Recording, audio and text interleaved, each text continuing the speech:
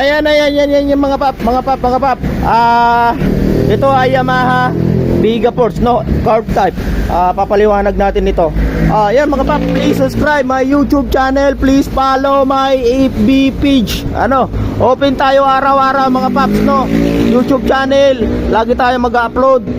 FB page, follow na lang. Kung may mga nais nyo magpagawa, PM lang.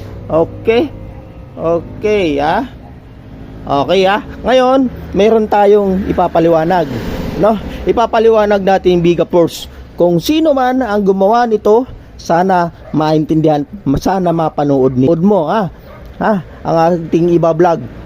Sana makilala mo tong ginawa mong motor, Ayan, paps, Okay. Papaliwanag natin bakit mali ito, no? Okay. Yan mga pap, tingnan natin. Ang regulator na yan nandito sa taas, no? Nasa taas yan, no? Nasa taas yan mga pap, nandito yan sa taas, At ang galing sa stator, ito yung wire nitong tatlo. Yan, yung tatlong wire na yan. Black, yellow, white. Easy current ang dumadalo yan papunta rito. Madaan yan dito mga paps. Ayan, no? Kinat, tama naman, kinat ang black, kasi ang black na yan, ground yan papunta sa battery. Yan, inalis ko muna yung battery, no? Kasi hindi po nagcha-charge. Ang problema ng motor na ito mga paps, kumbaga gumugurul-gurul, ayaw tumuloy-tuloy ang takbo. Ayan mga pap, trouble na to kagabi, hindi pa rin nadali kasi nga po may problema. Ngayon, binuksan natin ngayon ang itong gilid, dito lang babaksan yan mga pap, nasa upuan, ito yung upuan, tingnan nyo yung mga upuan na yan. Diyan niya lang bubuksan at dito pwede nang dukutin. Ngayon dinukot natin, naka-convert na po sa Apido 5-pin full wave regulator. Ito mga pap, full wave na ito. Pero iba po ito, iba ito kung ikukumpara doon sa mga ginagamit naming regulator na may black. Dito wala po kayong makikitang black, no? Wala kayong makikita. Ayan, Apido po, maganda po ito. Hindi naman natin sisiraan to. Ito, magandang Apidong ito, mga pap. Maganda quality ito. Kaya lang mga pap, sana aralin din natin ang pagko-convert nito. Kung paano ilagay at paano i-install. Inaaral po ito, hindi lang kasi pwede ang mga pap gawagan ng gawa. Kailangan kapag nagme-mechanic tayo mga pap, unang aralin muna natin ang wiring, lalo na itong charging system. Ang tawag nito charging system. Papaliwanag natin. Ang charging system po mga pap, nagmumula yan dito sa stator sa kabila, nasa kabila yan, nandito yan, Okay, nandito stator at magnet. Yan po ang nagbubuo ng easy current, nagpa-function para magkaroon, nagki-create ng kuryenteng easy current para dumaloy dito sa wire nito, wire diyan sa white, yellow, black. Ang black po yung ground, half wave po yan. Pag nakadikit dito mga pap, half wave yan. Ayun, full wave, tama naman ang pagkaka-full wave mga paps, no? Tama naman ang pagkaka-full wave, white and yellow. Yan, white and yellow. Ayan, tama naman. Ang naging problema mga paps, ang pagkaka-convert nitong Apidong regulator. Ayan, pinagsama kasi ang red. Sa dalawang red nito, ito papaliwanag natin kung saan papunta ang red na dalawang ito. Itong isang red na yan papunta sa fuse dito sa ibabaw. Ayan. At ang kabila naman mga paps, ang isang red na yan papunta yan sa susian. Ayan. Ang susian nagsusupply ng kuryente sa lahat, Ayan ngayon, naintindihan nyo na mga papa itong nito. Ang mali po dito mga paps, sana naman hindi na to sinama itong red white, kasi nga po ang red white na yan, easy current pa rin ang dumadaloy dyan. Saan ba papunta to? Saan pupunta? Ang kabila po, ang kabilang ito po ay DC current ang dumadaloy dito. Yan DC current. Ito naman AC current. Saan ba ito papunta? Saan ito papunta? Mga pap, intindihin nyo, dapat ito, itong ating ibinablog nito, sana maintindihan ng iba na gumagawa nito. Aralin, mas mahalaga aralin. Ang rectifier regulator 5-pin, may dalawang klase, mga paps. Mayroon kayong makikitang may red na white, ito yun. At mayroon naman kayong makikitang 5-pin na may black. Okay, itong red white, saan ba ito papunta? Ngayon, dapat itong red white na ito, hindi ito nakadikit dito, yan, hindi yan nakadikit yan, mga paps. Kumbaga nagtagpo yung DC current at AC current dyan. Talagang iba ang kumbaga naglaban, naghahalo yung DC current at AC current. Ano ba yung AC current at DC current? Inaaral po yan sa school, tinuturo po yan sa school.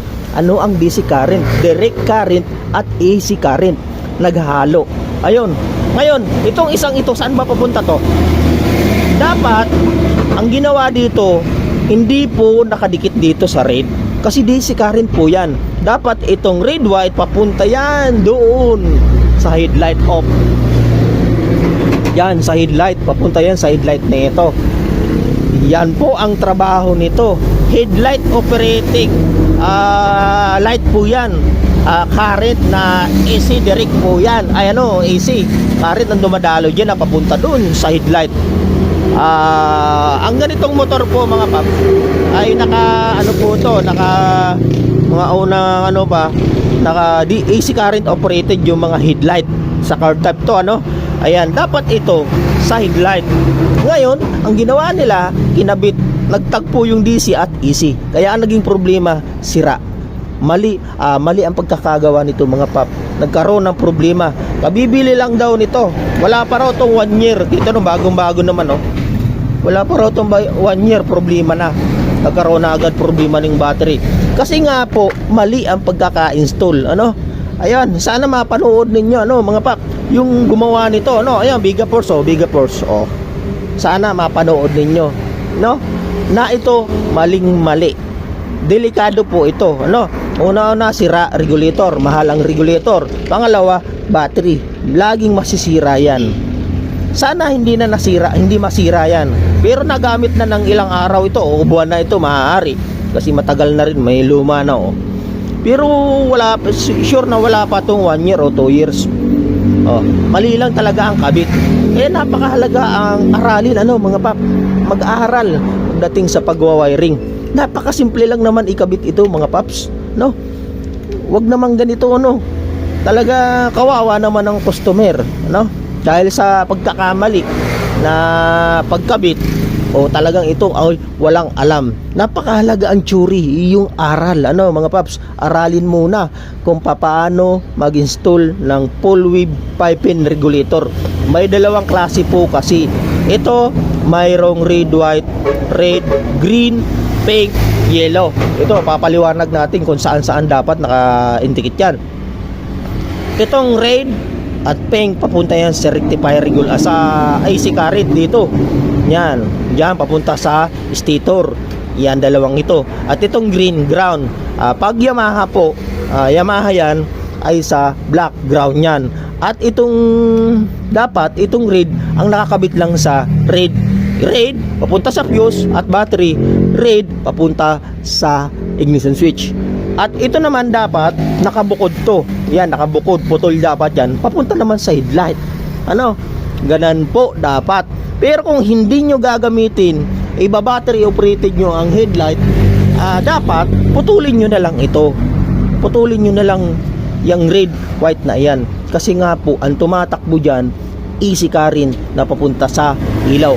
Pag ganito pong klase ang ginamit ng full wave rectifier regulator. Okay, kaya po nagkaroon ng problema, pumuputok pag binibirit, nawawala ng power. Ibig sabihin ang kuryente na dumadaloy sa CDI o yung CDI nahihirapan.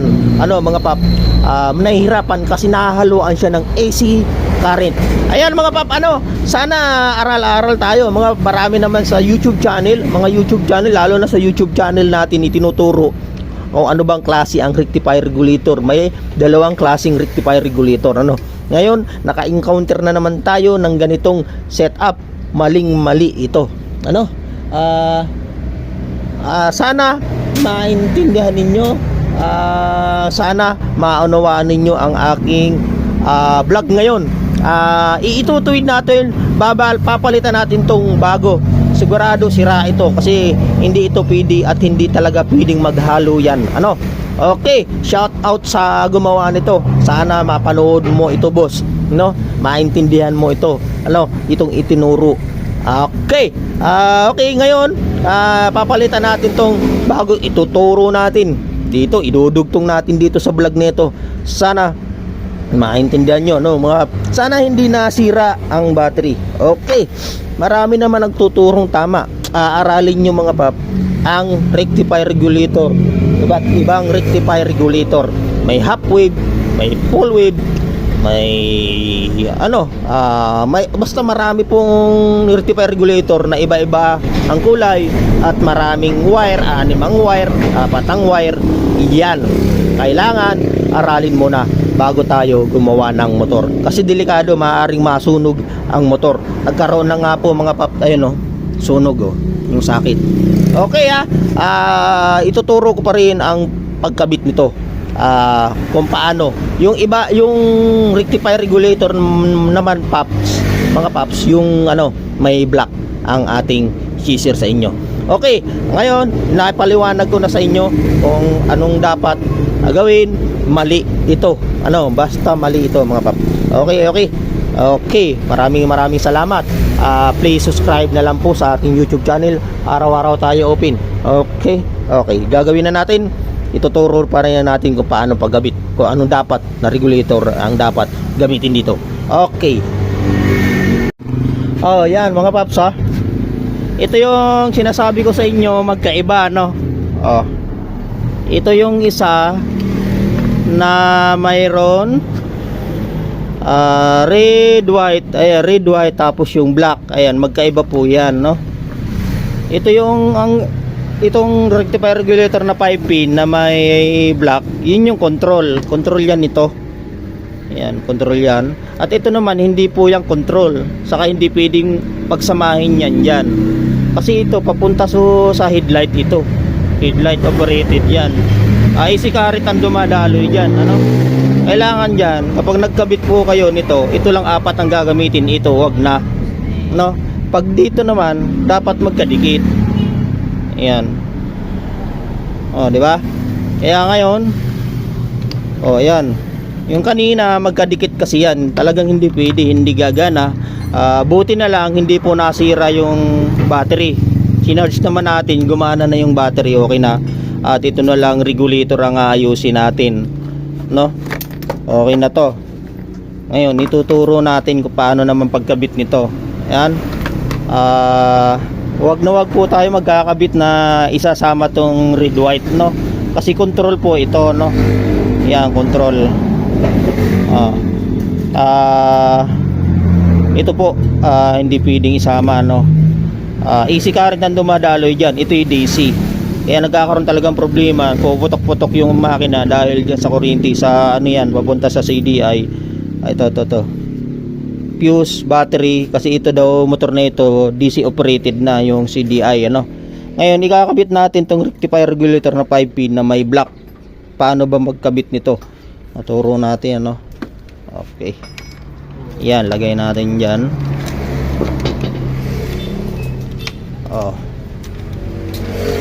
Yan, Paano ba pagkabit nito, Ayan yan, magkasama yung black thread, sinama na natin dito sa dalawang red na yan, dinikit na natin yan. Yan po ay papunta sa sa battery, sa susian yan. Next natin ang ground green. Yan dito sa black.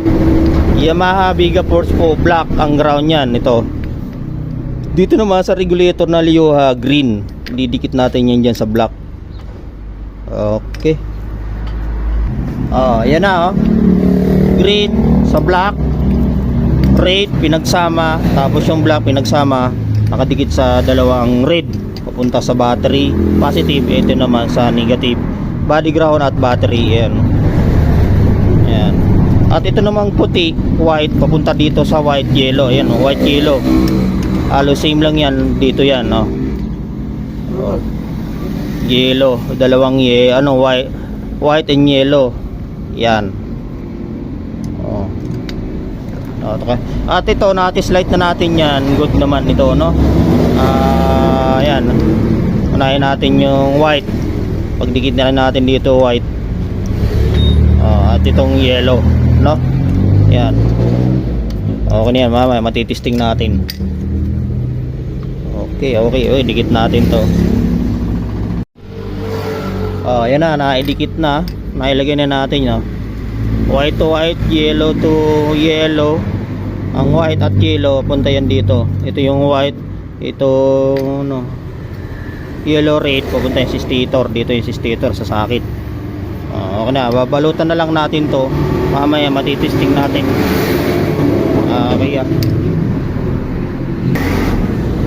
yan mga paps, no.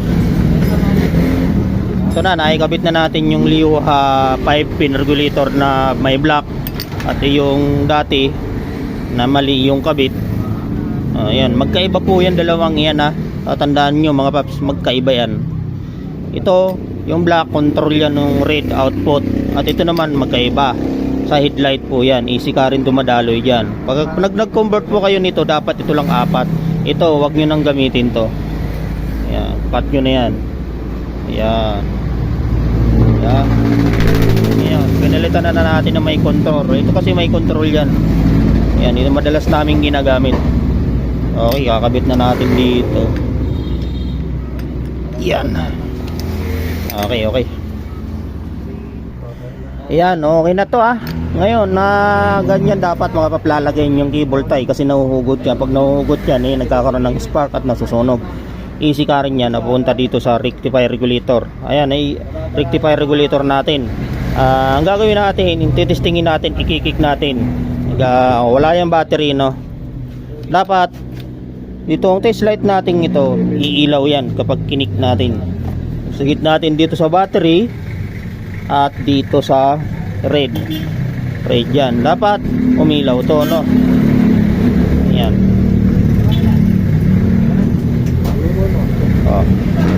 Try natin ha. Kick natin, kick.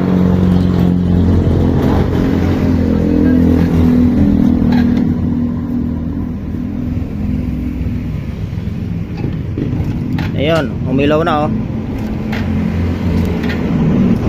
Ibig sabihin, good na yan. Nagkakarga na. Nakaraan kasi kagabi mga pap, talagang wala. Na trouble yan. Natis light na, hindi nag-iilaw. Ngayon, bago na to. Bago na kasi kaya gagana yan, no? At ito, wala na to. Kasi hindi na tumataas ang charging yan. Ang battery, okay pa. Hindi naman siya nasira, okay. Buti na lang naagapan pa yung battery. At nang nasira lang itong regulator na ito.